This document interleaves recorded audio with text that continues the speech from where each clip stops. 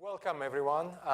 Great pleasure to be here today with Patrick Pouyanné, who is the CEO of TotalEnergies. Patrick, thank you very much for joining us here at Harvard University and Harvard Business School for this conversation. I'm looking very much forward to this conversation, partly because you're running a very interesting business. You see many of the current developments of the energy system and what is happening. And obviously, the actions of the company have big implications for climate change and how things are unfolding in the future. But to start off, apart from being here, what brings you to town? I understand you had some important investors. Shareholders, you know. In Boston, you have many investors hosting here. So we met, I think, 10 of them today before to come here. So thank you for the invitation. It's the second time I'm speaking in an international university. Generally, I'm doing that in France. Last time I've done it, it was last March in Beijing, the equivalent of Harvard in Beijing. So no, it's Harvard, so I'm fine. It's better maybe here. We like to think that we don't have equivalents, but yeah. You have one. You are quite smart. You have one. You have others. You have some. You have some. Can I ask you today, among your conversations, what was the most interesting question that you were asked, in your opinion? What was a really interesting question that you got?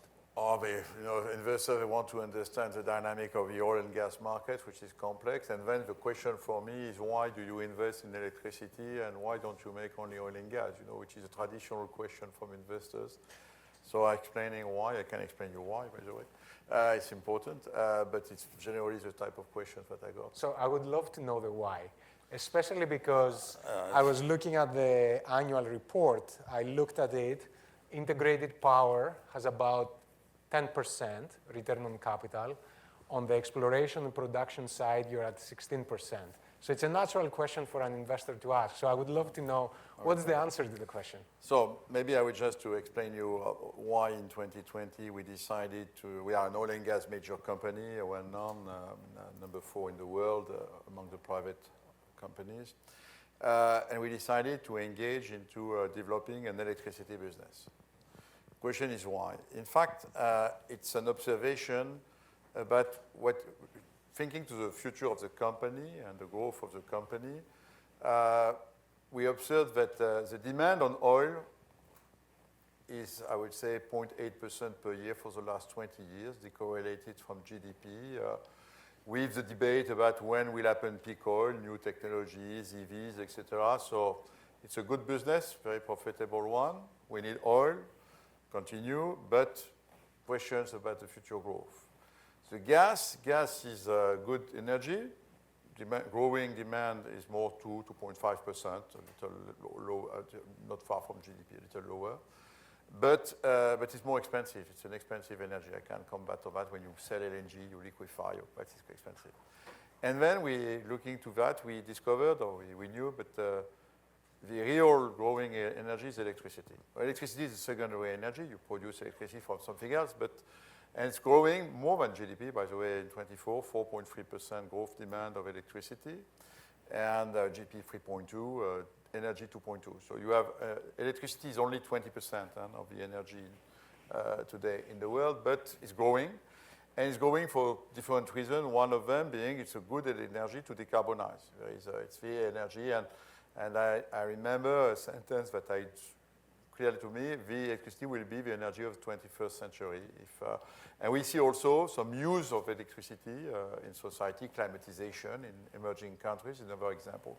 So looking to that, we said ourselves, do we want to invest in electricity? There was a natural way to look at it. It's gas to power. We are a big gas producer. And in fact, you make electricity with gas-fired power plant. So it was for us a diversification to enter into a value chain and to have another market to add value on our gas. So that was. And then, when you are serious about electricity, you need to think about renewables. So we begin to ask ourselves questions about renewables. In fact, historically, my predecessor made an investment in a startup in the US, in solar startup. It was called SunPower, which was manufacturing cells. I never fully understood why we acquired a manufacturing company, because we are not a manufacturing company at all. We are just we produce energy. We sell energy, but we don't manufacture. So honestly, SunPower, we learned a lot about the difficulty as competition with China. So it has been a long experience. And because, in fact, our investor, when we made that investment in 2011, so it was early stage, our shareholders were very angry. They were very angry. My predecessor spent $1.5 billion to acquire a majority of SunPower. And 6 months after, the huge crisis about Chinese solar cells invaded the market. The share collapsed. The value was only $500 million. So he was really aggressive, and he said, we don't do anything else in renewables. So I inherited from that business, and we had that.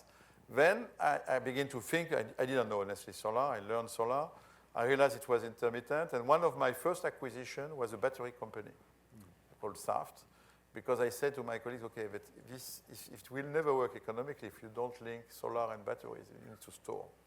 So it was the beginning of a story in electricity. Then we decided, okay, let's now be serious about it, but again, and so with the ambition, and I said to the board, if we engage, we need to be serious. It will be a 10-year journey. Don't ask me to make results tomorrow. It's a 10-year, which is more ways the time scale I have in oil and gas. You know, when I'm making discovery in Namibia, it makes 10 years to produce cash. It's not true, it's not tomorrow, even if I know very well the business. So it's a long cycle. Let's have the ambition, because we are a large corporation. I told them we need to have the ambition to at least this electricity should represent 20% of the business of the company. If it remains small, then it will never survive, because, you know, I cannot spend time. It's a diversification. It will require efforts from all of us to better understand these markets. These different, we will make mistakes. So we have to have a trajectory, and the target was to have 20% of the energy produced by the company by 2030 in electricity. We are halfway, and we are exactly at 10%. So people say it's small, but it's not small. We are starting from 0, 10%. And it will require capital investments. Of course, it will require to invest in renewable, onshore solar, onshore wind, in gas-fired power plant, in batteries. We will need to, and it will also require the approach we had. We are not a renewable developer. We need to do it like we do on oil, on an integrated value chain. That means in oil, we explore, we produce, we refine, we sell the oil. We do everything. And I told them on electricity, we should do the same. That means we will produce, we'll trade, we'll commercialize. We'll have B2B and B2C customers. Today we have 5 million customers in France. So we acquire a company with customers, and we need to be serious along the value chain. So this is a journey in which we engage. Of course, for us, it was also contributing to, and we translated that in an objective, which was to be able to show that there is another motivation to all this strategy, which are our employees. In 2019, you know, Paris Agreement 2015, 2018, 2019, the climate and the net zero, I would say, objective became more obvious. Not very written in the agreement, Paris Agreement, but it came more in the necessity to work more actively.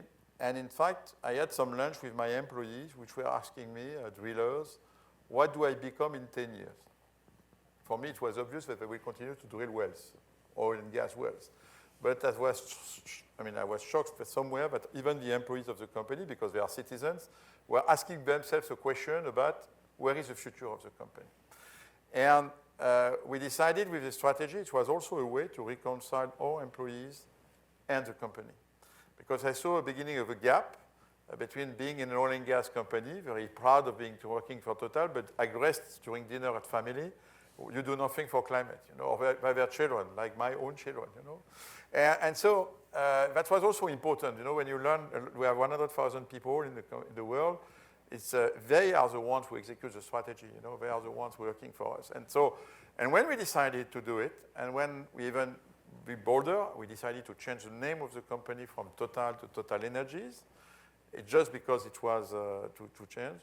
The employees were really super happy. In fact, it was easier for me to convince the employees by my top executives or my board to change the name, I can tell you.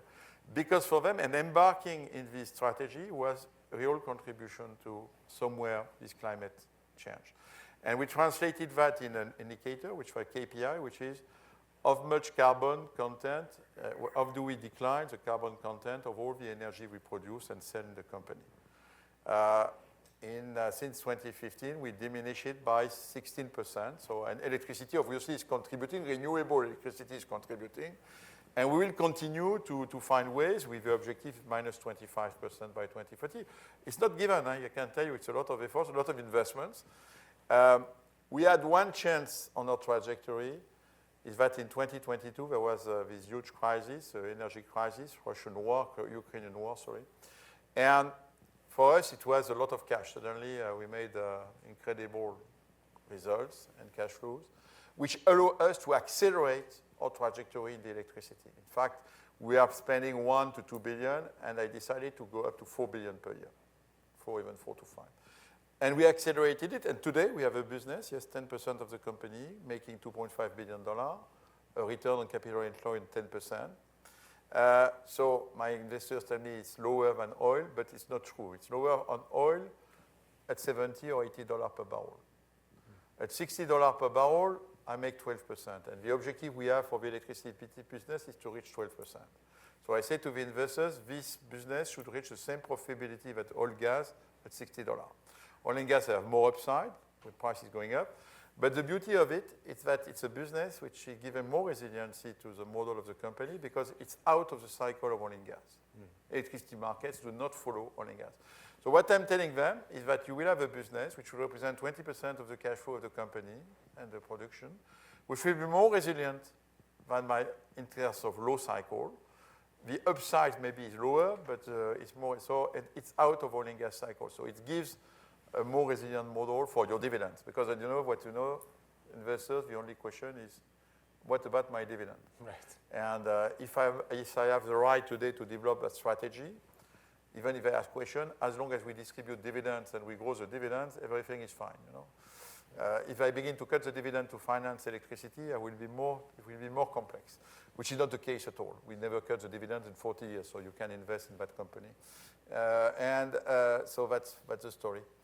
On the electricity side, so you have this ambitious goal, and some of that goal has materialized. So you started in 2014. This was a non-existent business inside Total. The goal for 2030 is 20% of the business to be electricity. By 2050, almost half of the business you want to be. I want to think about that scale and get your perspective about what you think are the major obstacles for scaling that business.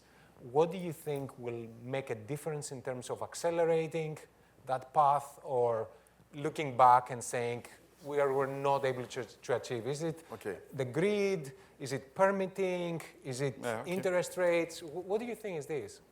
In fact, it's on renewables, one of the difficulties is that we speak about megawatts, but it's a lot of small plants. In fact, in the US, in Texas, I can do 1 gigawatt plants, but in many countries, in Europe, I can do only when I do 100 megawatts, it's huge. Because the first difficulty is access to land. Access to land. In fact, for us, it's access to land.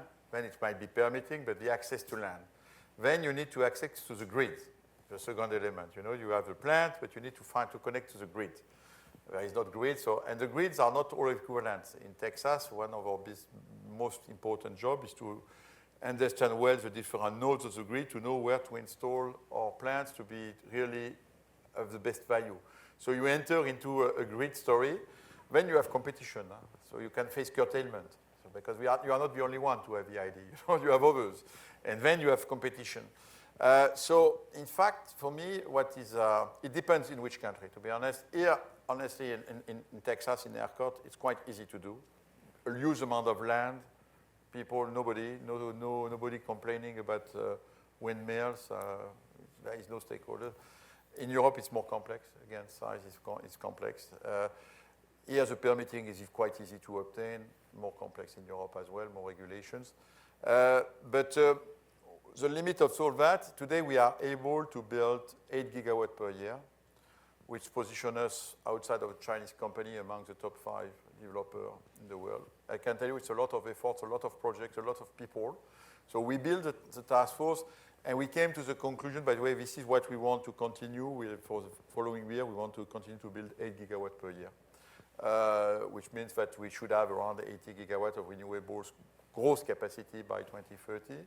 Then we'll have some gas-fired power plants. That's easier to do. And batteries around 10 gigawatts to complement the renewables. So there is no lack of financing. I mean, I finance that with my equity. I can find plenty of money. Finding money to invest to finance renewables, it's very easy. Interest rates are going up, so it's a little more expensive today. But with the name of TotalEnergies, with our balance sheet, you know, bankers, they love the big balance sheet, so I have no problem. I'm not a small renewable developer, so I attract capital easily. So it's not a problem. No, the limit is more, again, the size of the projects and depend in different geographies. In India today, we are building a huge solar and wind 20 gigawatts in a huge location that we managed to acquire. So, in fact, it's access to the land, which is today the most complex, and acceptability by stakeholders around. Some of your competitors have tried to do similar things in terms of going into electricity and renewables and so forth, and they haven't been able to get the return on capital that you have been able to get, and they have been criticized over time, and they have pulled back from some of those markets. I wanted to ask you, what have you done differently, you think?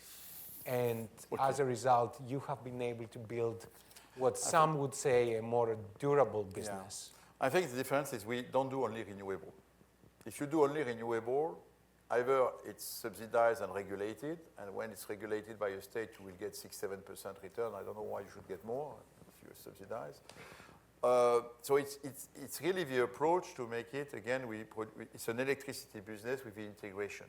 Renewable is part of the assets, but we are adding other assets, batteries, gas plants, trading, and etc., to think the full value chain. And we are not an infrastructure business. I'm not trying to protect my revenues. I love to be part of a merchant, to capture the upside of the market. So we behave like that. I think it's also, to be honest, a question to be very determined, like always in business. If you begin to stop your efforts because you are criticized, and again, it's linked to what are the results of the company. I'm happy and I'm lucky because we didn't cut dividend during COVID.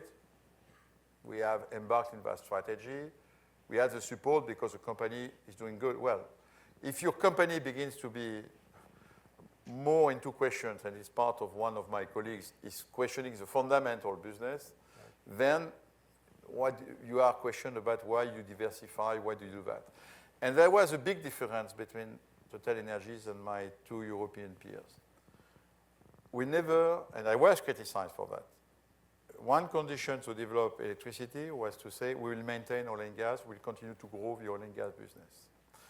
And that was, and I received quite a lot of criticism because people say, look, you are developing some, I would say, sustainable business, but you continue to do the fossil fuels. Yes, but I'm not a magician. The only way for me to finance electricity investments of $4 billion is I'm taking the money from oil and gas. You know, they don't produce revenues.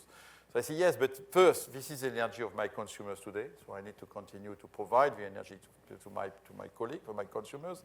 And second, this is today, I'm giving dividends, I'm paying my capex and all that because from the oil and gas business. So if I begin to decline my oil and gas business, which some of my colleagues try to do, I can tell you the model will fall. Because I'm declining my main business, which is providing my freedom to execute my strategy, I will fail. And so I think that was the difference between my two European colleagues. We said, no, we will continue and to develop oil, more, by the way, LNG than oil. So we have grown a lot the LNG, the gas business, because gas to power, what I explained before, and we saw that as a contribution somewhere, substituting coal, substituting fuel to go to gas, even if it's a fossil fuel, you progress with gas, at least until 2035, 40. It's, I would say, beneficial for climate. But that was the difference, in fact. And then, again, shareholders, if you distribute them their returns, they're happy and they let you work. If you begin to tell them I will cut my dividends because I'm investing in electricity, I think I will not resist very long. They will not very be happy. So you have to earn your freedom somewhere to execute the strategy. And so that's, I think, so we continue, yes, to invest in oil and gas and to have a growth because, again, I mentioned the figures. The demand for oil is improving by 0.8%, for gas 2.7%. So it's not yet, it's still the economy. You know, I'm sure people know in the room the fundamentals of our energy world. When I joined this industry 25 years ago, in the mix worldwide, the fossil fuels were representing 82%. Last year, it was 80%. 82, 80. 30% oil, 30% coal, 20% gas, more or less, roughly. A little more gas, a little less coal. But you could say, what happens in 25 years? Nothing. Yes, a lot of things happen. We are investing in plenty of renewables. But in the same time, the population has grown. In the same time, the demand for energy has grown. And in fact, we are still at a point where renewables, low carbon energies, represent only 40% of the additional annual demand. So we are not yet able we are investing, we have made huge efforts, but to change the mix, it's a gigantic task. And there is something in the debate around climate change which is wrong, is to believe that what I call the system A is our system today in which we live. Our priority must be to build the system B with low carbon energies. But to think that we can dismantle the system A, which we live today in, before we have built the system B, is a huge mistake. We need energy. Energy is fundamental for our life every day. And in energy, there is three characteristics of energy. You want a reliable energy. All of you want, when you push the button, to have electricity. You don't accept to have an intermittent electricity. You want a sustainable one. Yes, it's new. We want it sustainable. We want it without CO2, etc. But the most important, we want an affordable energy. It has to be affordable. I can tell you, anywhere in the planet, nobody is ready to pay more for energy because it's just a fundamental need to live for industries, for economy, for human beings. And so the big challenge for all of us is to be able to build a system B of low carbon energy, which is affordable. But it requires a huge amount of capex before to do it.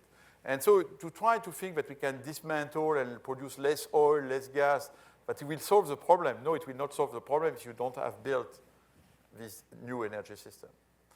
And so I think the next, for me, step to be positive is to be able, at least, and that's why in Dubai, at the COP28, the motto was we must double renewables. In fact, to be able, more or less, to invest, to produce an additional low carbon energy corresponding to the increase of the annual demand. Then we begin to enter into a virtuous circle. But we are not yet there. That's why the fossil fuels are still what we use on our daily life.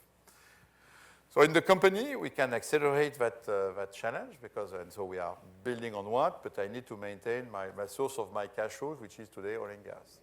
So you're mentioning a couple of interesting things. One of them is that if your core business is not doing well, then you don't have a license to really experiment and expand and so forth, which is a really important principle from a business perspective. You also mentioned that there are three key characteristics: affordable, sustainable, reliable source of energy. And I wanted to ask you, there has been a lot of discussion about how different continents and different countries are having different approaches, and they have been placing different weights on those three pillars. You wrote also recently a letter to the European Parliament about some of the regulatory efforts in Europe. Can you articulate your position about whether Europe is getting it right in terms of regulation? Are they moving too much with regulation? There's a lot of discussion about too much regulation. How does this all play with European competitiveness vis-a-vis the US, China, other regions? Because you have a global business. You see all of those things unfolding. There is a huge difference between the US and Europe, which explains the whole dynamic of the geopolitics, though, by the way, today. Thanks to shale oil and shale gas, the US became net exporter of oil, net exporter of gas, instead of being 15 years ago, net importer of oil, net importer of gas. It changed completely the picture. And today, the energy dominance, and Donald Trump can behave as he behaves because energy is at the core of it. Europe is for sure and for long, like Japan, like China, net importer of energy. We don't have resource. We have the North Sea, but it's over almost. we can, and this is a dream of Europe, produce our own energy either from renewable or from nuclear. Even if nuclear, you have to deal with the uranium. Where does it come from? We did not secure it. The Chinese have done the same, before us, by the way, in 2010, when they see the oil price going to $100 or plus, they decided that it's time for them to be more, I would say, looking for more their own supply, and they engage into these strategies of renewables, solar, wind, and all that, and all these green technologies to find a way, and by the way, thinking not like the European as a full value chain, including rare earth, metals, etc., to look to manage all that. So coming back to the question, in the US, it's a completely different approach. So in terms of competitiveness, on energy, it's very difficult to compete with the US. You have everything. You have gas, you have oil, you have space, you have coal, you have everything. So I can tell you, and it's clearly on this side, I think as soon as we depend and import, it's more expensive. The dream in Europe is to be able to rebuild an energy system from renewable nuclear, I would say, which will be as competitive as the other. Honestly, is that possible? I don't think, but I will come back on it. Why? No, it's more expensive. But it's where we are. It's also linked to security of supply. The narrative in Europe has been, and coming back to the question, has evolved in the last 5 years. Energy was only about sustainability, climate change. With the war today, security of supply suddenly was something which was never discussed. But in 2022, we were afraid not to have enough gas for heating the homes of the Europeans. I can tell you it has accelerated a lot of decisions in Europe. And the affordability, again, is dominating the debate in Europe today. And this is a lesson that I would like to share, is that what you observe is that you can decide by regulations. Okay, you will stop only EV cars in 2035, only that, regulating the heating, no fuel for heating in France, etc. At the end, the transition does not work if you don't take into account the affordability for the customers. And people are not ready to accept this type of constraint if we don't give them affordable systems. There is a big difference between both sides of the Atlantic, which is very interesting to observe, which is more fundamental about the way the transition was designed, I would say, by the Biden administration and by the EU. In the EU, people think we can regulate the supply, and then the demand will follow. Again, it does not work fully.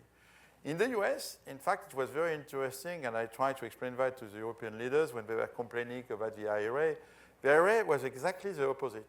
It was the idea we'll give some fiscal incentive to create products, low carbon energy, which will be by the market, with subsidized innovation somewhere, which will be more affordable because we incentivize an innovation system by giving some support.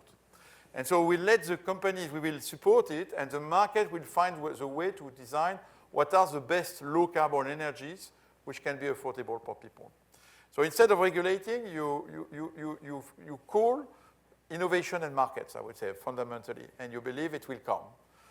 In fact, the reality, my view is that it's in between. You need to put, for example, if I take sustainable aviation fuel for aviation, the idea that there is a voluntary market, that people are ready to pay more for jet fuel is completely wrong. Nobody is ready to pay. So if you don't have, by the way, which is what we observe today in the US, if you don't have a mandate, we say you need to put 2%, 3%, 4%, and a graduate market, the reality is that you don't create the market, nobody is ready to pay more. SAF, a sustainable aviation fuel, will cost something like $1,500, $2,000. The jet fuel is $500. Why do you want people to pay more to make the same function? Because at the end, maybe it's more sustainable, but it's the same, your plane will fly. So there is a mix to have between innovation, incentivizing innovation, believing the market, and putting some few mandates to initiate, at least at the beginning of the history. Otherwise, you don't initiate, I would say, the right move. So in Europe, yes, there's a lot of regulation in many directions. Too many. The one you mentioned is something aside, because we not only want to regulate the supply and demand of energy, but also the financial world, which cannot invest in TotalEnergies, et cetera. So there are a lot of actions, but don't forget that the EU is a strange organization. It's not a state. It's just a trade organization, and the Commission has only the normative power. There is no fiscal power. There is no capacity. So it's something which is not a state, it's not a power, it's a fundamentally a trade organization which try to engage in some common policies. And we reach a point where, honestly, on this climate change and transition, we will not be able to do it only by regulation. And the lesson, again, is I'm using the word pragmatism.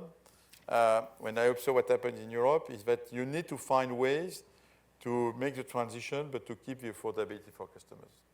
Otherwise, people reject. And today, in my country, part of the political debate, clearly, is about price of electricity, price of energy, and populist parties are taking advantage of it by saying this is because of climate and et cetera. So it's a complex topic. Let me switch gears to your second pillar of growth. I want to discuss a little bit about LNG. And you have been growing the LNG business quite a bit, but you also think about the LNG business as a very important business, as a growth business in the future, and you also think about it as a climate solution, really, as a way of lowering carbon emissions, which for many it can be counterintuitive because at the end of the day, this is a fossil fuel. And that links to coal and substitution from coal. Is that really something that makes a difference? There is a lot of debate about that, especially as it relates to methane from LNG. Talk to us about how does this all play out? Gas. No, it's clear that when you produce, I will tell you, when you produce electricity for a gas-fired power plant compared to coal-fired power plants, you diminish the emission. You have different expertise between 30 and 50%. I mean, I will not, and that's quite common. Of course, the Chinese are challenging that because their new coal-fired power plants, they made a lot of research technology. They emit 30% less than I would say, the traditional coal-fired power plant. So the Chinese, in their trajectory on the climate, we look at them, they continue to use coal, yes, but it's not the same plants which are producing electricity. They are much more efficient in terms of emissions. Of course, both are not the ultimate solution. Both, I mean, either diminishing emission from coal or using gas, you will abate emissions. It's a transition.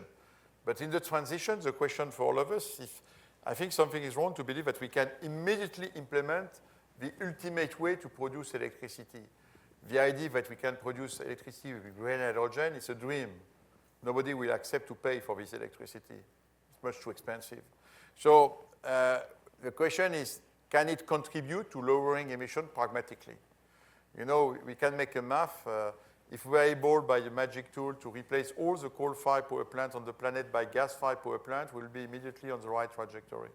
Of course, it will never happen, but it will never happen for a good, simple, fundamental reason.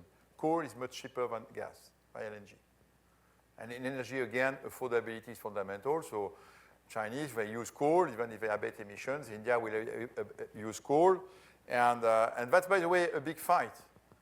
When I think there is a mistake done in our Western camp, when we fight against all fossil fuels and we put the gas at the same problem as coal and oil, in fact, we miss an opportunity to convince these guys that using gas will be contributive to the climate.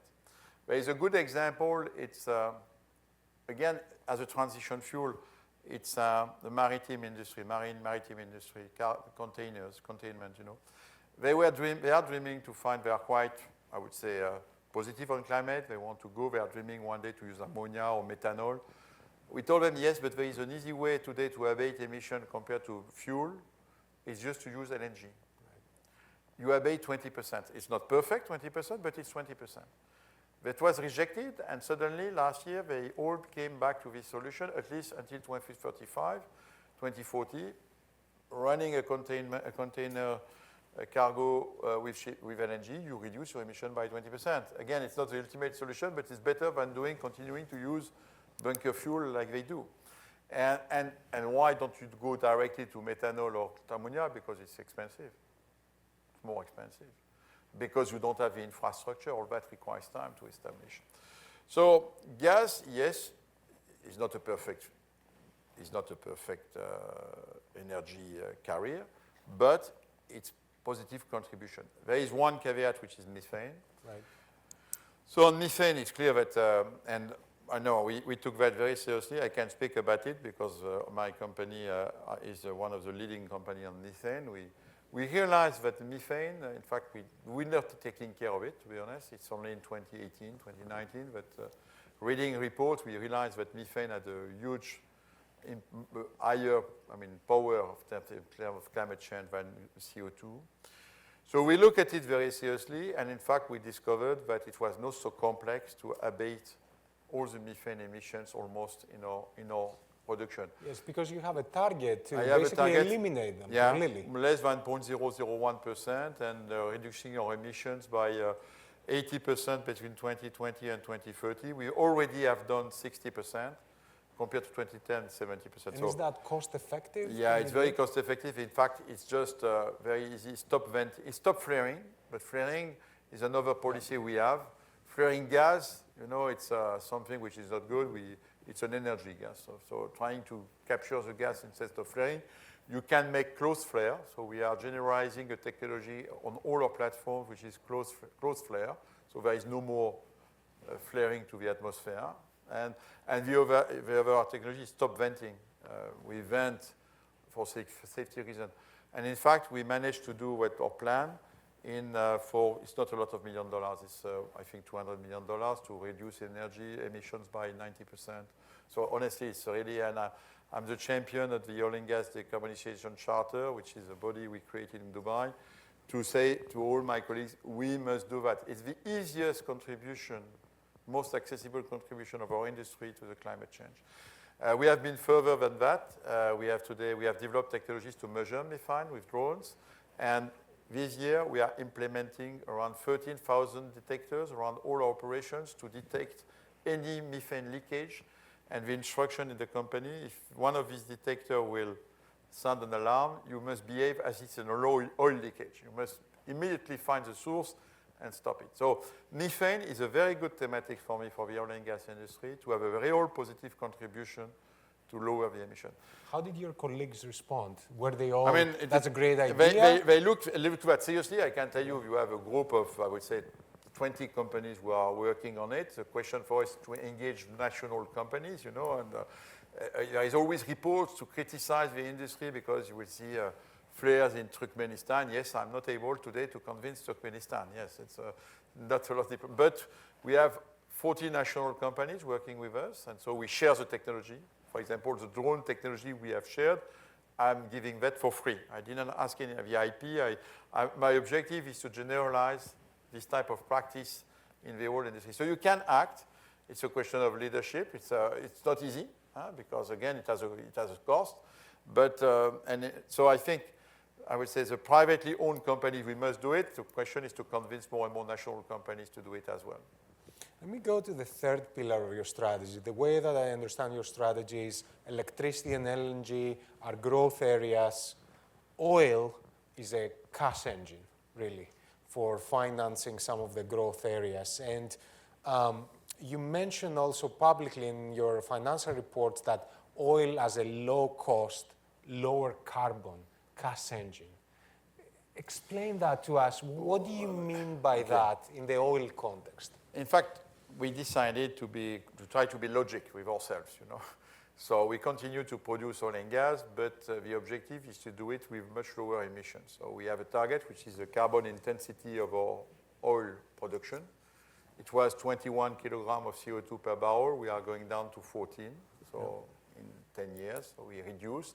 And in fact, what we've done is that all our operational units, all our business units, local business units, of course, they have a KPI on production and profits, but they have also a KPI on emissions. So we decided that the CO2 emissions on any manager is as much as important, I would say, as a production or as the profits that he will do. It changed the mindset, obviously. It obliged them to make some arbitration sometimes between production and emissions. And of course, with the idea that we lower the emissions. All our new developments, we have another rule because we want to be in a virtuous circle. It's not perfect, but all our new projects, the emissions must be lower than the average of the company. So all the new projects are lowering the average of the company. It's a constraint because each year after year, we lower the constraints. So the new projects must be positively contributive. Otherwise, we don't approve it at the executive committee. So it has obliged all our engineers. They know that if they want to make another oil project, if they come with an emission intensity which is higher than the average of the company, we'll say no. So it has entered, and plenty of ideas, because, I mean, it's always, there's plenty of low-hanging fruits, energy efficiency, consumption, that you can, if you think about it, which does not cost a lot. Of course, when you go to carbon capture, it's another step. But you can really progress once you decide that it's as important to fight against emission than to produce, with engineers, and they love it to look at it. I have plenty of engineers, they love to see if they can make it and find solutions. So the other things which we've done is a strategic decision. Because the oil demand is growing but might one day decline. If I want to protect the investment for my shareholders, the other idea is that we invest in an oil field only if it's first quartile, which means for us less than $20 per barrel capex plus OPEX. That's why we divested from Canada, because Canada, the break-even was at $60, $70 per barrel. So we said we want to protect the investments on the long term, so we are looking to develop oil if the break-even is less than 30 or the technical cost less than 20. So it's a way to answer to people. Of course, by doing that, we have diminished the playing field for TotalEnergies on oil. I cannot go very well. But we reconcile the idea that we protect the long-term investments for investors in case of lower demand, because this type of oil will be still profitable. And we also have the criteria on less emissions. So that's the way to think to that. Honestly, it's also very good for the resilience of the company, because when you have low cycle, it's better to have a low break-even. So all that is quite consistent. And the conclusion, by the way, is why today TotalEnergies is the #1 company in the Middle East. Because when you are looking for cheap oil, I can tell you, nothing better than onshore oil in Abu Dhabi or in Iraq or in Libya. This is why we have also selected this type of playing fields. How is, I want to just make sure that we touch on the role of policy and the policy environment. One of the things that, and you already mentioned the Inflation Reduction Act, some of those provisions have been taken back. So there's a lot of back and forth that is happening. In your mind, what is a good policy environment for having all three pillars being true? Meaning that over time we're getting to affordable, reliable, sustainable. What would a good policy look like? Although I imagine that we'll never get that, but no, but I mean, what could be there? My first job when I was, before to join TotalEnergies, was civil servant, and I was regulating environmental industries in north of France. So I was part. That's quite a transition. I was advisor of the Prime Minister for environmental policies, so I think about it. I think, honestly, my view is that you need to convince people, you need to have gradual policies. You need to convince. There is no way, if you want to have, what I've observed is that when you put a regulation, which is the ultimate regulations, if you don't put the step in between, and you engage the people, so that will they -10, -20, -30. If you want to go directly to the end regulation, things do not move. It's a lesson of management. People are acting, including as the CEO of TotalEnergies, if I'm asking them some objectives which seems to be impossible to reach, they give up. So you need to motivate people. And I think for me, environmental policies must be progressive. You know, you begin to say, I will reach this objective in the next 5 years or 10 years.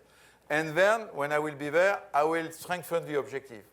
And it's very important to embark the people, because you can make regulations. If they don't do it, you have what is the advantage for the planet? Nothing.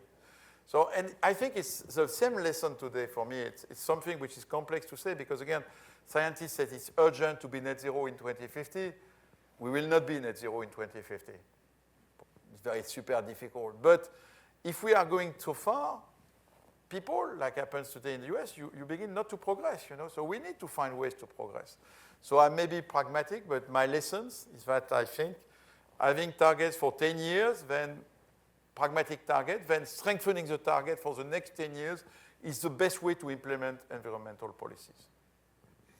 Then, in the environmental policies, you have regulation and you have the pricing, the cost, the tax. I mean, you need to put a price on the pollution, one way or the other.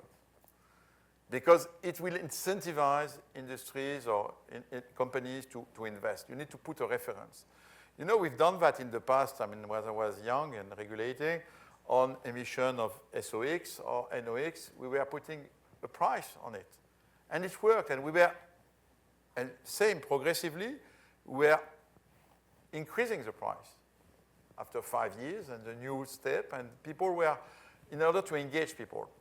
On CO2, unfortunately, this is a big failure of the planet, of all of us, except Europe, where we put a price, but unfortunately it's a failure for Europe because we are the only one.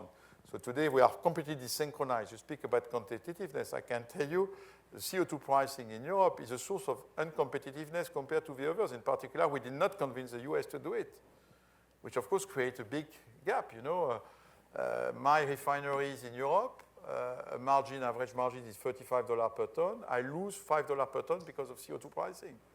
It's very commensurate compared to a refiner in US. So, by the way, it's true that it's a good tool for me to incentivize me to lower emissions. But when I'm alone to do it, as the climate change is a global problem, I'm just putting a competitiveness issue on Europe and not others. But I think this is the other part of the environmental policy, to find a way to put progressive pricing on pollution. And how do you convince? And the difficulty with climate is global, so we need to embark everybody. And obviously, it's a dream. It's a dream. And where I think the European have failed is to convince other developed economies to do like us, which is today a problem. We have about 30 minutes, so in a moment I will open it up for any questions. We have 2 mics going around, so feel free to ask a question. But the last question from me is, and you already mentioned some of the lessons that you have learned in terms of setting intermediate targets, taking one step along the way. But I wanted to ask you also, what leadership lessons stand out for you from your journey so far as the CEO of a company that has seen pretty much everything? You have seen ups, you have seen downs, you have seen different geographies responding differently. What have been the most important leadership lessons for you? Yes, I've been chairman and CEO for 11 years now. I experienced a lot of up and downs, I can tell you. Huge crisis, the COVID, the Russian war. I mean, it's never quiet. But I think leadership, leader is a very important, different role than being a senior manager in a company. And when I became CEO, quite brutally, because my predecessor lost his life in a plane accident, but I think I was a normal person. I thought. I was one of the executive managers, so I moved into the office, and I was behaving as before. It was a huge mistake, because in the eyes of all my colleagues, I was no more normal. And this is quite difficult to accept. And suddenly, one morning, I asked myself, you know, when you were entering that office, you were not really, I had a good connection with my predecessor, but you were a little cautious when you. So one of the difficulties, the leader somewhere is not normal in the eyes of his own colleagues. And then that means that the relationship and the way they will speak to you is difficult. They will not tell you necessarily the truth.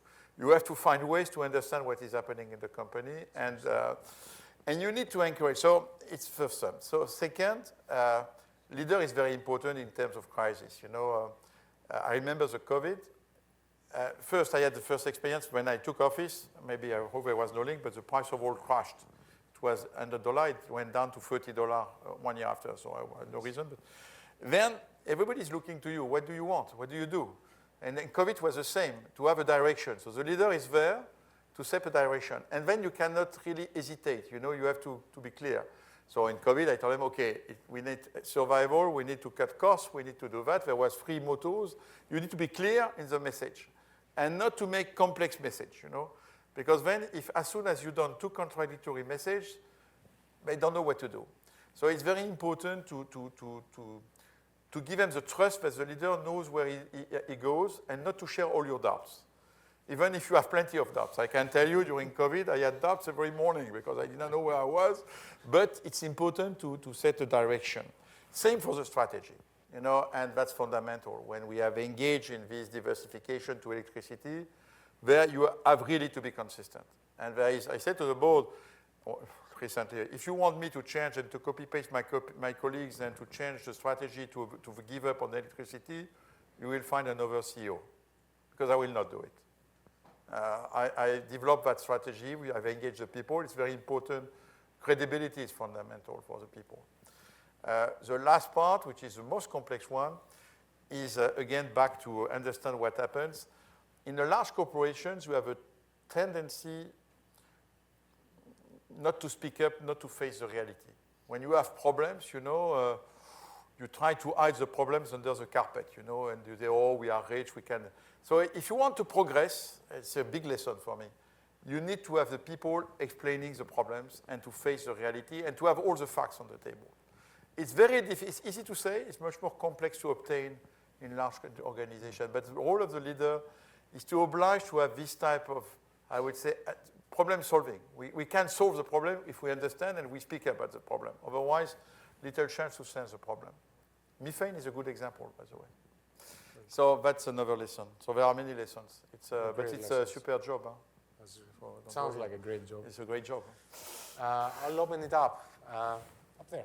Yeah. What specific changes are you making or have you made in terms of how your organization is structured and operates to most effectively grow the new business? Okay. We made one fundamental change in 2020, at the same time of the next strategy. We created what we call the One Tech organizations. I took all the, before the technical organizations were in each different business, one for refining, one for upstream, one for gas, one. I said we take all these people in the same organization and they will also take care of renewables and electricity, which, by the way, was corresponding to the aspiration of the people, to give them the chance to look to these new energies. And in fact, it was super efficient because, okay, they had to learn about electricity and renewables, but when you are good engineers in drilling or you are an engineer, you like technology, you want to develop, you had to train them to explain what is electricity, to upskill them. But in fact, the transfer was quite easy to do. And in fact, it was also a way to embark all these guys to participate to this diversification. And by the way, some of them, of course, continue to make oil and gas. It's still 80% of the business. So, but the fact that they can move to the other part, as for them, again, given them, I have no more question about what's in my future in the company. I know that we are building the future. They can contribute to it. We also recruited people from outside. You have an organization of 1,000 people. The culture is very strong. So for outsiders, it's not easy, I can tell you, to get in. Even if the guys coming from renewables were young, quite deterministic, very entrepreneurial, so it was a good mix. The lesson, by the way, on the management, top management, we tried both ways, to recruit people from outside to take care of this business, or I transferred very good executives from my oil and gas to electricity. The second route has been better because they knew the company. They understood the decision process, even if they are not expert in renewables and electricity. And by the way, it's a super test to see their capacity to adapt themselves, to see which one are the best. But it was more efficient to grow the business because they understand the culture and they know how to promote the projects and how they can convince me and the executive committee. So it has been, from this perspective, there is a lot of lesson. But again, and by the way, even for recruiting, that was another motivation. At a certain point, young people, they prefer to work for renewables rather than fossil fuels. So we told them, you want to enter, you will enter into One Tech, when you will do maybe renewables, but you will also learn the other energies. And in fact, the beauty of the company is not only the energy, is that we operate in many countries, it's go internationally, and then honestly, 3 or 4 years after, when we tell them you will go to build an LNG plant in Oman, they are as happy as if they were doing renewables in France. So that's life. It's a great question. Yeah, hi, I'm Mohammed, MBA student here. My question is more about like with the surge of demand on energy that is coming from the computing and data center segments, mainly driven by the fast growth in AI. How do TotalEnergies see themselves, like positioning themselves by the end of the decade? And also, do you think seeking that position would require you to revise or compromise any of your commitments on transition and climate? What is the second question? The second one is if the surge in demand will lead you to compromise any of your commitments around the transition or not? No. I mean, again, the strategy in energy, you need to keep consistency. You need to have a long-term view. If you begin to change because suddenly there is, might be, but I would be surprised to see a big change in the pattern of demand for suddenly, it could accelerate on one way, but by the way, it's quite easy to, in economy, to know what is the supply, you can count. The demand, you don't know. You are always making mistakes. The big mistakes in economy are not on the forecast of demand, never on supply, unfortunately. On first question, yeah, we are already working. In the US, it's already quite active. We have a business in Texas on the airport market and we are beginning to we have signed some PPAs with some of these tech companies, which want clean and firm power. So it's a combination of solar and gas to be able to deliver. They are quite, today they are afraid not to have enough electricity. So it's good for good business because we make good price. We can sell this type of power at $80, $90 per megawatt hour, which is much better than the merchant market in Texas, which is around $40. So yes, we have engaged. The people today in the US, we have capacity available, no problem to find customers. In Texas, the electricity demand has grown 6% last year and 6% this year, so it's a good market for us. We are working with them. Okay.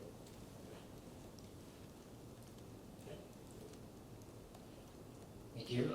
My name is Harsh, RC, doing the MBA. I wanted to come back to the climate question. So I think just hearing you talk, I appreciate how hard the challenge is, and it's really hard to build new energy. To your point, pragmatically, we might not reach net zero by 2050, and it's really hard to get there. At the same time, we are at 1.5C, there's bad climate disasters, and it's only going to get worse with time. How do you conflate those two realities, right? Like, do you hold your breath for breakthroughs that might change the equation? Do you just accept it and do the best you can? Like, they're both true, right? So how do you deal with that? I mean, both are true. At the end, it's a question of adaptation. I would be in charge of these policies. I would engage much more money on adaptation. Because to think that we can just manage the climate change by substituting, by eliminating emissions, it's a huge task. So I think for me, the reality is that yes, there are some negative impacts. We have to adapt. I think I'm positive about the capacity of humankind to adapt itself, but I think we must dedicate more budget to adaptation if we are pragmatic. Because if we do nothing and we just dream that we will transform the system by, I would say, substituting, it will not happen. So I think our global responsibility is to take care of the population which could face this type of problems. Maybe I'm too pragmatic, but I would be in charge. I would put more money on adaptation, which doesn't mean I'm renouncing by doing that. I know the debate, I'm participating to the different COP, etc. I know the debate, the NGO says if you put more money in adaptation, we renounce to, I would say, what is the other word, not substitution, but substitution. No, it's both together. It's super complex as a task, and it's a global problem, by the way. And so I would also think that today, European money we spend in Europe to eliminate the last, we are big economy, large population, we represent only 4 or 5% of the emission. We continue to invest a lot to eliminate the ultimate CO2 of emissions. It would be better to take that money to put it in India and to help Indians to lower their emissions. It will be much more efficient in terms of economically, much more efficient for abating emissions. again, I think it's a super complex problem. So then your question is, can be looked at by the ethic of all that? And that's an ethical question as well. How do we behave? I think, again, I know that we are criticized, the oil and gas companies, because we continue to produce fossil fuel, but this is your energy. I think the strategy that we have developed and continuing to be consistent like we are and not abdicating because of shoulders is somewhere a partial but positive answer to the issue. Then we cannot save the planet alone.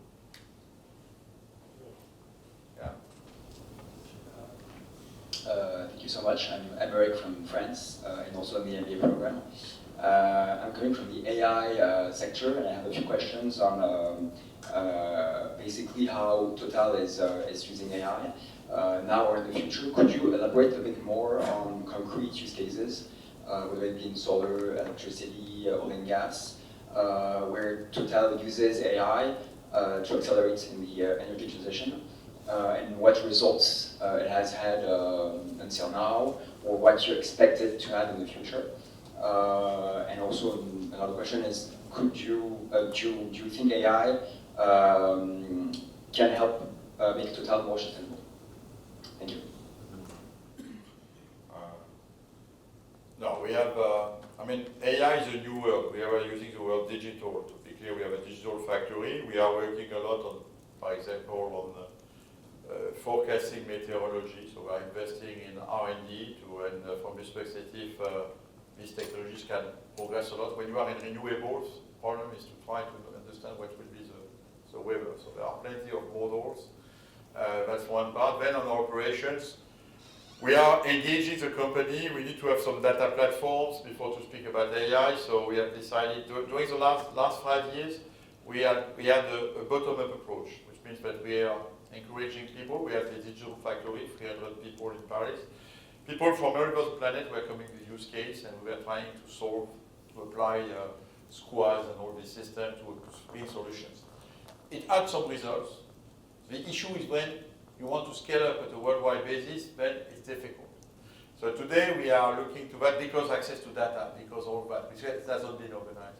So we took the decision this year to really organize all the data platforms. We made some technological choice to make it at a worldwide scale in order, on the top of that, to be able to develop AI models. So today it's still, I mean, I have many small examples, but to speak about the scale of the company is not yet there. It will take, I think, 5 years before we can really, we really think it's a source of opportunity, in particular in the electricity business, because electricity is electrons, so the digital is native to electricity. So you can easily see some ways to optimize all that grids and all the systems. So we have a big R&D program about modeling electricity, where we can think AI. But it could be applied also to oil and gas. You know, if a refinery is a complex system, you have plenty of tools to optimize the way it works. I can tell you, we use linear model today, which are not very efficient. And we are convinced we can do much better if we are able to have this data and to put AI system on it. So we are at the premise. I know everybody speaks about it, and valuation of AI company is much higher than mine. Maybe I would dream to be the CEO of Microsoft, you know, but no, but I mean, that's the reality. It takes time, but we have decided to make the real effort at a worldwide basis on it. Okay. Thank you. My name is Andrew. I'm an undergraduate.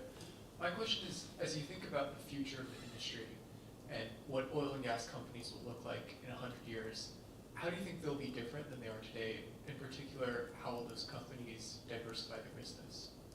Again, I think 100 years is far. Even we try to strategy somewhere. We put an image on our report. We say that I'm convinced that we need to evolve to an energy company, and what we do, and that again, what we think is that TotalEnergies will produce more electricity than oil and gas by 2050. I mean, we are paving the way because I think the electricity will continue, demand will continue to grow, and it's a good way. Some companies will continue to make only oil and gas. You know, it's a debate with shareholders. You know. You have two types of investors. You have dividend funds. They like my model, which is an integrated model, quite resilient in case of low cycle. Adding electricity is not a problem for them because I'm making their dividend more resilient, they're happy. Then you have hedge funds. They hate my model, but they even hate my integrated oil model. They would prefer me to be an upstream company, to have a downstream company, to have an electricity company, to have an energy company, and themselves to make the choice. I mean, I'm just maybe a caricature, but this is the reality of the financial world I'm facing. So this morning I was happy, I made a dividend fund, I was super happy with my strategy. Some others are less happy, you know. And we suffer from that when you are in. So either you have a big debate, should you be integrated to be more resilient, and then you are adding electricity which is giving resiliency, or you should be a specialized company and then up to the investor to make his choice who is the best in upstream, who is the best in energy, who is the best in downstream, who is the best in electricity. We start two concepts, then for me it's a question of, this company is 101 years old. My intent is to be able to transfer that to my successor to be at least maybe 100 years old longer. And I think we try to position the company on energies where we see a longer future. Even if I think we will continue to see oil and gas in 100 years. Much less than today, but you will see that. You know, when you think to in the history, the mankind has looked permanently to what is the most efficient energy. Efficient being affordable, easy to use. We find it's oil. It's the most efficient energy. The content, the density of energy. It's very cheap, in fact. Super cheap. Easy to transport, easy. Unfortunately, it makes plenty of CO2. But we find it. And in fact, what we are doing today with the transition, if we want to go away from something which is super efficient to energies which, honestly, when you speak about wind, you know, Don Quixote defined windmills 500 years ago. It's not efficient at all. It's super inefficient. The energy unit you produce with a windmill is, in terms of per $1 million, is very cheap, it's very low. It's not efficient, but it's a way, it's sustainable. So we have to, that's the huge difficulty we have, which is to go from a system which is super efficient to a system which is fundamentally more expensive and less efficient. And there is the idea that you can make these renewables cheaper is not true because renewables is intermittent. It's true, but solar production is cheap. It's not true if you want to produce electricity because none of you want to buy an intermittent electron. It has zero value. You want 24/7 electricity. I need to combine my solar with batteries, with gas plants. I need to have a full system. And this system is more expensive. We like it or not, this is the reality. And so among the wrong thing about the debate of transition is there are plenty of common sense, which is it's cheap. No, it's not cheap. It's not true. It's nothing an intermittent electron. Nobody wants that. You do nothing with it. Only Bitcoin company love it. Because they run the Bitcoin, they are mining only when there is solar. There is a perfect, I'm serious about it. A Bitcoin company, we are discussing with one of them, is a super company, it's a sort of digital battery for us. We can give them the solar when the price is negative and they will run their mining system only when it's negative price. Why not? Do they give you any Bitcoin? Yeah, no, they give me a lesson and no, I better understand what it is because I was surprised. No, I have a good idea what is a Bitcoin. I begin to be convinced, by the way. Yeah. Does it work? Yes. Hi, my name is Salam. I'm a first-year MBA student. Thank you for this talk. It's very informative. I'm Lebanese and French, so I have two questions. The first one is about the Middle Eastern area. The second one is about the first question is about the Middle East in general, and the second one is about your core business. So the first one, your company has taken a leading role in the Eastern Mediterranean. So I know you are involved in the Block 9 offshore gas exploration project on the shores of Lebanon. I was wondering if you still consider the Eastern Mediterranean as a strategic growth area for TotalEnergies. And my second question is about nuclear energy. I know you briefly talked about it earlier. Given that around 65 to 70% of France's electricity still comes from nuclear power, and I know it's not your core business, Do you see a future role for TotalEnergies in the space, particularly with emerging small modular reactor? And if not today, under what condition might you get into the nuclear field in the future? Okay, Lebanon. So for those who don't know the story, I need to explain. There have been gas discoveries in Israel, offshore Israel, big gas discoveries. And there was a border dispute because Lebanon and Israel never recognized, Lebanon never recognized Israel. So there was a border dispute on the maritime. And everybody in Lebanon is convinced there is plenty of gas traveling to Lebanon. So we were the owner, with the concession owner, with ENI, the Italians, and the Qatari, about the concession which is in Lebanon, the famous Block 9.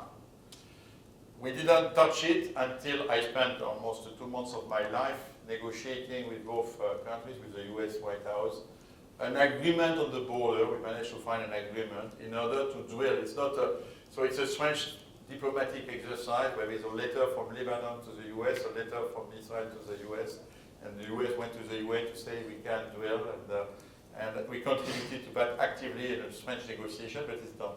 Then we drilled the well, the famous well. The well, the end of the well was on October 8th. So it was not the best time, and the well is dry. There is nothing in the well. Which of course created a big problem for me, because in the middle of the war, and with the Hezbollah and all that, we said we cannot announce it like that. Nobody will believe us. By the way, nobody is believing me, but I can tell you I've had data. So we just managed to have an agreement with the Lebanese government, the new Lebanese government. We delivered all the data. I think they will make it public. And we are discussing with them not to drill another well on that block, but to look to the adjacent block, which we have never been shooting a seismic to be able to see if there is a potential next one. So it's not over, so we are still there. I'm French, so I want to contribute to something in that part. But I can tell you, it's sometimes you don't know why you put your finger in this type of big history. But at least we've done something well. We managed to get an agreement between Israel and Lebanon on this maritime border. So we contributed somewhere to the peace. It was important for Israel, by the way, because on the Israeli side, there is some platforms which are producing gas, and we were afraid about some missiles coming or drones coming from the Hezbollah on the other side. So it was that's the type of thing you can do sometime in this industry. The second question is about nuclear. Nuclear. Oh, nuclear is a long way. No, we are not in nuclear. You cannot do everything in life. You know, we diversify to renewables, to gas-fired power plant. Nuclear is a super capital-intensive energy. Secondly, there is a nuclear waste, and I consider, maybe I'm wrong, but it's not compatible with the balance sheet of a listed company like TotalEnergies. To put this type of long-term liabilities in my balance sheet is really a problem. So for me, nuclear is better if it's managed by state-owned companies. That's my view. SMR, I'm not sure it exists. We'll see. Bonjour, Francis Valéry. I'm a student at the MBA here. You've been a major investor in the development of the oil and gas sector in sub-Saharan Africa in recent years. I'm kind of wondering on your perspective on how those governments should approach the development of the energy sector in a way that balances their growth objectives as well as sustainability and climate goals. You know, for African governments, they have natural resources. It's very difficult for them to accept the lessons of Europe permanently, but it's not sustainable. I can tell you they are completely fed up today. When the G7 decide that they will not finance anymore any gas developments in Africa, you just make plenty of enemies everywhere. And you don't progress. And I think it's a huge mistake, this type of exclusion policy. I'm not speaking because I'm in that business, I'm just observing what happens. In fact, what happens is that they will go to find money in China. That's the reality of what is happening. They need development. They need to develop. I think, for example, it would be better if we link financing of gas projects, not only for gas for export, because we make LNG, we export from Mozambique, but we link it to domestic gas in order to help them to develop their own country, some industries. That would be much smarter. I think I'm telling them, sorry, the planet has to be safe, you cannot develop this resource. They have a problem fundamental problem of poverty, getting people out of poverty, and this is the case in many emerging countries. So I think we need to find policies there to go with them, and sustainability should not be an obstacle to the development. By the way, if people were looking seriously to the title of the Paris Agreement, they should use title. It's not an agreement on climate. It's an agreement on climate and development. Maybe we forget the second part of the equation. And this is their feeling today. So it's time for us, and by the way, I think trying to develop local industries, local electricity for their people is the best way maybe also to solve some migration issues. So that's another approach, but not to vilify them, just to go and to speak with development with them, and then to make it maybe more sustainable. But excluding, banning, telling them we'll not finance, we are excluding ourselves to participate to their development. I'm not sure it is a positive, I'm convinced it's not a positive attitude. Yes, thank you, this is great. Farhat, an MBA student. As you diversify your business away from oil and gas towards electricity, how do you think about allocation of resource and development resources in renewables versus oil and gas, whether for productivity gains or... R&D is in advance, so more than 65% of the R&D is on low carbon energy. So in fact, voluntary, since 2020, we have voluntarily diminished the oil and gas R&D, because honestly the technology are there. And we have put most of the efforts of R&D is on low carbon energies, renewables, electricity, on all these new, and it's completely because we have to fix the futures. For me, R&D is at the forefront, so I have to be consistent with the global idea we have the future of the company. Great. Thank you very much for being here with us. Thank Please you. join me in thanking them. Thank you. Thank you for the welcome, and thank you to have given me the opportunity to share my passion for the energy world. It's a wonderful world. We need a lot of people like you. There are plenty of nice challenges, and really energy, I can tell you, is at the core of the life of all the human beings. So you can contribute to that. Thank you.